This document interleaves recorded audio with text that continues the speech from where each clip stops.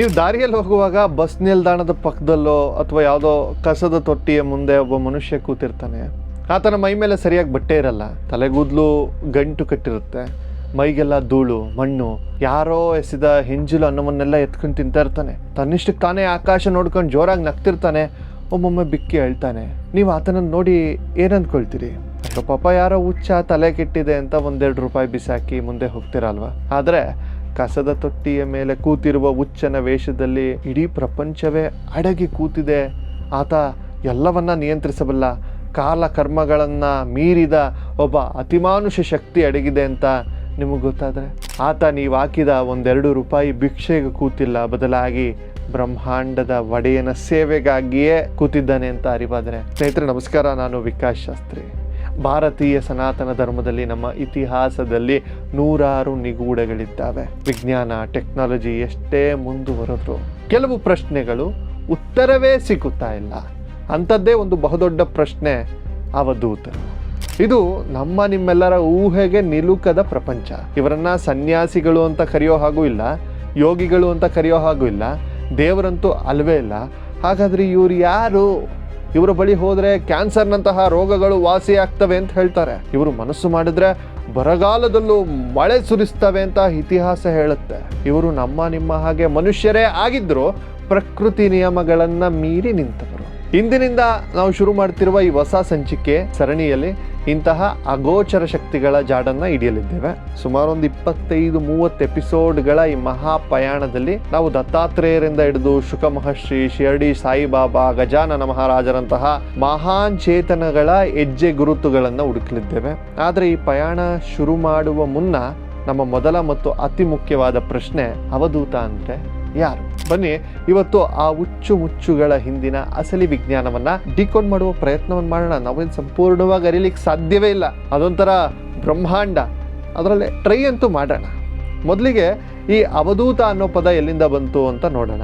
ಭಗವಾನ್ ದತ್ತಾತ್ರೇಯರು ಅವಧೂತ ಗೀತೆ ಅನ್ನೋ ಒಂದು ಮಹಾನ್ ಗ್ರಂಥವನ್ನ ನೀಡಿದ್ದಾರೆ. ಅದರಲ್ಲಿ ಈ ಪದದ ಒಂದೊಂದು ಅಕ್ಷರಕ್ಕೂ ಅರ್ಥವನ್ನ ಬಿಡಿಸಿ ಹೇಳಲಾಗಿದೆ. ಇದು ಎಷ್ಟರ ಮಟ್ಟಿಗೆ ಲಾಜಿಕಲ್ ಆಗಿದೆ ಅಂದ್ರೆ ನೀವೇ ಆಶ್ಚರ್ಯಪಡ್ತೀರಿ. ಈ ಅವಧೂತ 4 ಪದಗಳು. ಆ ಅಂದ್ರೆ ಅಕ್ಷರತ್ವ, ಅಂದ್ರೆ ಯಾವುದಕ್ಕೆ ನಾಶವಿಲ್ಲವೋ. ನಮ್ಮ ದೇಹಕ್ಕೆ ಸಾವಿದೆ, ಆದರೆ ನಮ್ಮ ಒಳಗಿರುವ ಆತ್ಮಕ್ಕೆ ಸಾವಿಲ್ಲ. ಯಾವ ಮನುಷ್ಯ ತಾನು ಮಣ್ಣಾಗುವ ದೇಹವಲ್ಲವೋ, ತಾನು ಎಂದಿಗೂ ನಾಶವಾಗದ ಆತ್ಮ ಅಂತ ಸಂಪೂರ್ಣವಾಗಿ ಅರ್ಥಕೊಳ್ತಾನೋ, ಆತ ಅವಧೂತನಾಗುವ ಮೊದಲ ಮೆಟ್ಟಿಲನ್ನ ಏರ್ತಾನೆ. ವಾ ಅಂದ್ರೆ ವರೆಣ್ಯತ್ವ, ಅಂದರೆ ಸರ್ವಶ್ರೇಷ್ಠವಾದದ್ದು ಅಥವಾ ಎಲ್ಲವನ್ನ ತ್ಯಜಿಸಿದವನು.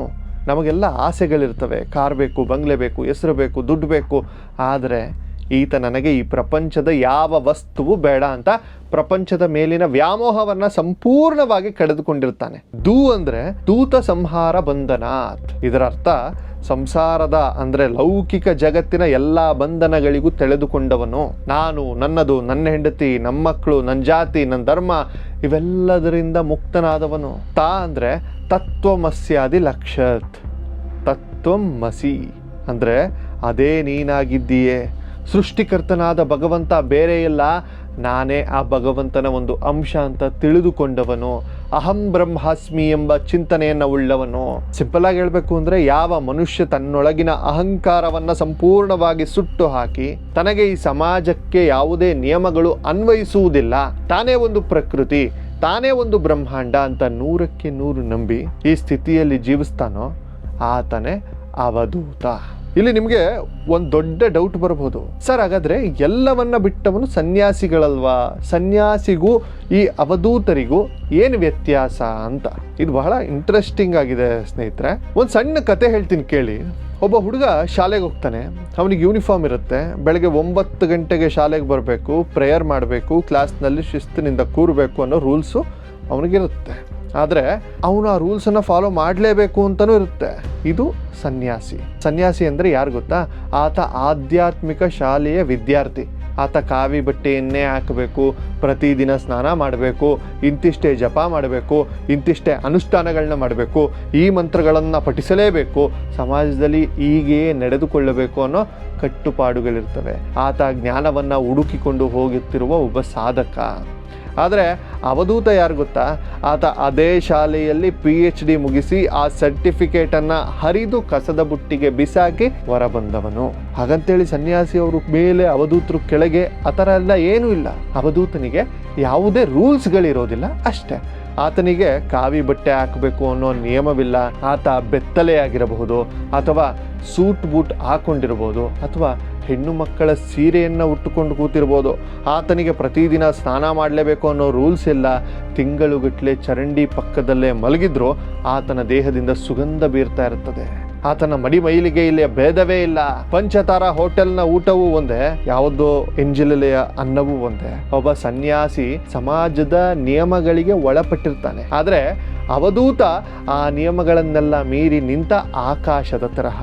ನದಿಯೊಂದು ಸಾಗರವನ್ನು ಸೇರಿದ ಮೇಲೆ ಅದಕ್ಕೆ ತನ್ನದೇ ಆದ ಹೆಸರು, ಆಕಾರ ಏನಾದರೂ ಇರುತ್ತಾ?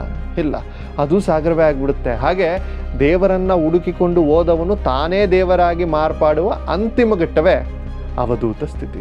ನೀವು ಯಾವುದೇ ಅವಧೂತರ ಇತಿಹಾಸವನ್ನು ತೆಗೆದು ನೋಡಿ, ಅವರು ಸಮಾಜದ ಕಣ್ಣಿಗೆ ಬಹಳ ವಿಚಿತ್ರವಾಗಿ ಕಾಣಿಸ್ತಾರೆ. ಕೆಲವರು ಲಕ್ಸುರಿಯಾಗಿ ಕಾಣಿಸ್ತಾರೆ, ಕೆಲವರು ಏನಪ್ಪ ಇಷ್ಟು ದೊಡ್ಡ ಕಾರಲ್ಲಿ ಓಡಾಡ್ತಾರೆ ಇವರೆಲ್ಲ ಅಂತ ಅನ್ಕೊಳ್ತಾರೆ, ಕೆಲವರು ಏನಪ್ಪ ಇವನ ಹತ್ರ ಏನು ಇಲ್ವೇ ಇಲ್ವಲ್ಲ ಅಂತ ಅನ್ಕೊಳ್ತಾರೆ. ಅವರು ಹೇಗೇಗೋ ಕಾಣಿಸ್ಕೊಳ್ತಾರೆ, ಆದರೆ ಒಳಗಡೆ ಅಷ್ಟು ದೊಡ್ಡ ಜ್ಞಾನ ಇಟ್ಕೊಂಡು ಹೊರಗಡೆ ಯಾಕೆ ಈ ಥರ ನಾಟಕ ಮಾಡ್ತಾರೆ ಅಂದರೆ, ಇದಕ್ಕೆ ನಮ್ಮ ಶಾಸ್ತ್ರಗಳಲ್ಲಿ 3 ಪ್ರಮುಖ ಲಕ್ಷಣಗಳನ್ನು ಹೇಳಿದ್ದಾರೆ. ಬಾಲೋನ್ಮತ್ತ ಪಿಶಾಚವ ಅಂದರೆ ಒಬ್ಬ ಅವಧೂತ 3 ರೀತಿಯಲ್ಲಿ ಕಾಣಿಸ್ಕೊಳ್ತಾನೆ. ಒಂದು ಮಗುವಿನಂತೆ, ಒಂದು ಹುಚ್ಚನಂತೆ ಮತ್ತು ಪಿಶಾಚಿಯಂತೆ. ಇದನ್ನೊಂದ್ಸಲ ಡಿಕೋಡ್ ಮಾಡೋಣ ಬನ್ನಿ ನಾವು. ಒಂದು ಚಿಕ್ಕ ಮಗುಗೆ ತನ್ನ ಮೈ ಮೇಲೆ ಬಟ್ಟೆ ಇದೆಯೋ ಬಿಚ್ಚಿದೆಯೋ ಏನು ಗೊತ್ತೇ ಇರಲ್ಲ, ಪ್ರಜ್ಞೆನೇ ಇರಲ್ಲ. ಆ ಮಗು ಈಗ ಅಳುತ್ತೆ, ಮರುಕ್ಷಣವೇ ನಗುತ್ತೆ. ಯಾರಾದರೂ ಬೈದರೆ ಅದನ್ನು ಮನಸ್ಸಿನಲ್ಲಿ ಇಟ್ಕೊಂಡು ದ್ವೇಷ ಸಾಧಿಸುತ್ತಾ? ಇಲ್ಲ. ಯಾರಾದರೂ ಹೊಗಳಿದ್ರೆ ಅಹಂಕಾರ ಪಡುತ್ತಾ? ಇಲ್ಲ. ಅವಧೂತರು ಅಷ್ಟೇ, ಅವರಿಗೆ ಭೂತಕಾಲದ ಬಗ್ಗೆ ಚಿಂತೆನೇ ಇಲ್ಲ, ಭವಿಷ್ಯದ ಬಗ್ಗೆ ಭಯನೇ ಇರೋದಿಲ್ಲ. ಅವ್ರು ಯಾವಾಗಲೂ ವರ್ತಮಾನದಲ್ಲಿ ಅಂದರೆ ಪ್ರೆಸೆಂಟ್ ಸಿಚುವೇಶನ್ನಲ್ಲಿ ಮಗುವಿನಂತೆ ನಗ್ತಾ ಖುಷಿಯಾಗಿರ್ತಾರೆ. ಅವ್ರಿಗೆ ಯಾರ ಮೇಲೂ ದ್ವೇಷನೂ ಇಲ್ಲ, ಪ್ರೀತಿನೂ ಇಲ್ಲ, ಎಲ್ಲವೂ ಸಮಾನ ಅವ್ರಿಗೆ. ಇನ್ನು ಹುಚ್ಚಿನ ಥರ, ಇದು ಬಹಳ ಡೇಂಜರಸ್ ಸ್ಥಿತಿ. ಇವ್ರು ನೋಡಲು ಪಕ್ಕಾ ಹುಚ್ಚರಂತೆಯೇ ಇರ್ತಾರೆ. ದಾರಿಯಲ್ಲಿ ಹೋಗುವವರಿಗೆ ಸುಖ ಸುಮ್ಮನೆ ಕಲ್ಲನಿಸಿತಾರೆ, ಬೈತಾರೆ, ಹೊಡೆದಿದ್ದಾರಂತೆ, ತಮ್ಮನ್ನು ತಾವೇ ಹೊಡೆದುಕೊಳ್ತಾರಂತೆ. ಆದರೆ ಇದು ಅವರ ಒಂದು ಮಾಸ್ಟರ್ ಮೈಂಡ್ ಗೇಮ್. ಯಾಕೆ ಗೊತ್ತಾ? ಜನ ತಮ್ಮ ಹತ್ತಿರ ಬರಬಾರದು ಅಂತ. ಜನ ತಮ್ಮ ಬಳಿ ಬಂದು, ಸ್ವಾಮಿ ನನಗೆ ಕಷ್ಟ ಇದೆ, ನನ್ನ ಮಗಳಿಗೆ ಮದುವೆ ಮಾಡಿಸು, ನನಗೆ ದುಡ್ಡು ಕೊಡು ಅಂತ ತಮ್ಮನ್ನು ಡಿಸ್ಟರ್ಬ್ ಮಾಡಬಾರ್ದು ಅನ್ನೋ ಕಾರಣಕ್ಕೆ ಉದ್ದೇಶಪೂರ್ವಕವಾಗಿಯೇ ಅವರು ಹುಚ್ಚರಂತೆ ನಾಟಕ ಆಡ್ತಾರೆ.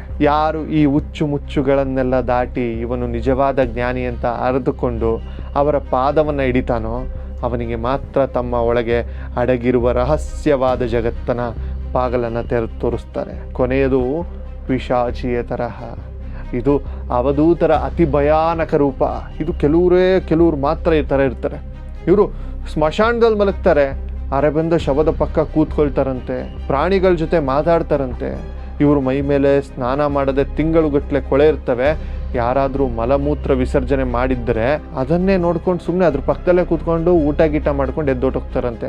ಅಷ್ಟು ನಿರ್ಲಿಪ್ತರಾಗಿ ಬದುಕ್ತಾರೆ ಇವರು. ಇವ್ರಿಗೆ ಯಾವುದೇ ಶುಚಿ, ಕ್ಲೀನ್ಲಿನೆಸ್ಸು, ಯಾವುದೇ ಅಶುಚಿ ಅನ್ನೋ ಭೇದ ಭಾದವನೇ ಇರಲ್ಲ. ಪ್ರತಿಯೊಂದರಲ್ಲೂ, ಪ್ರತಿಯೊಂದು ಅಣುವಿನಲ್ಲೂ ಅವರು ಬ್ರಹ್ಮನನ್ನೇ ನೋಡ್ತಾರೆ. ಇದೆಲ್ಲ ಕೇಳುವಾಗ ನಿಮ್ಗೆ ಅನಿಸ್ಬೋದು, ಇದೇನಪ್ಪ ಕಥೆ ಹೇಳ್ತಿದ್ದಾರೆ ಇವರು ಅಂತ. ಇಂಥವ್ರು ನಿಜವಾಗ್ಲೂ ಇರೋದಕ್ಕೆ ಸಾಧ್ಯನಾ ಅಂತ.